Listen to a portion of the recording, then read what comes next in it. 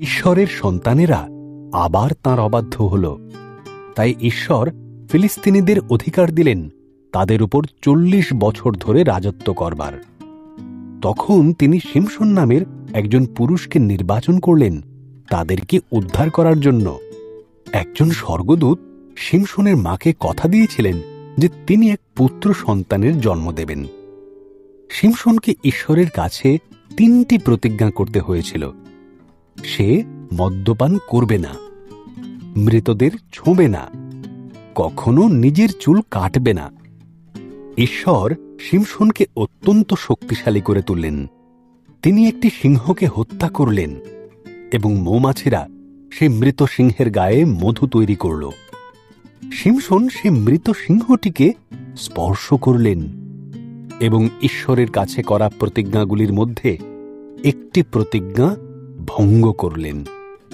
এমনকি তিনি সেই মধুও খেলেন।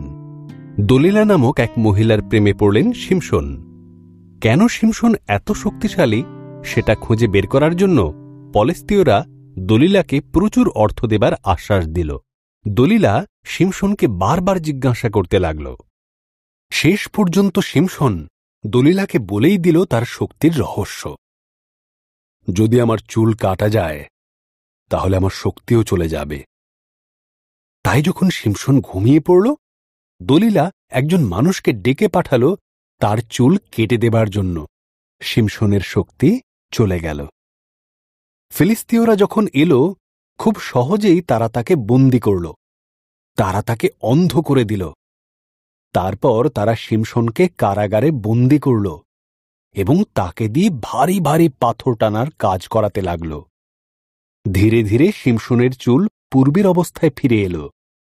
ফিলিস্তীয়রা শিমশনকে তাদের মন্দিরে নিয়ে এলো তাদের মিথ্যা দেবতা দাগনকে ধন্যবাদ দেবার জন্য। যেহেতু তারা শিমশনকে পরাজিত করতে পেরেছে, শিমশন শেষবারের মতো ঈশ্বরের কাছে তার শক্তি ফেরত চাইল। শিমশন 2টি থামের মধ্যেখানে দাঁড়ালেন এবং তাতে ধাক্কা মারলেন। মন্দিরটি ভেঙে পড়ল।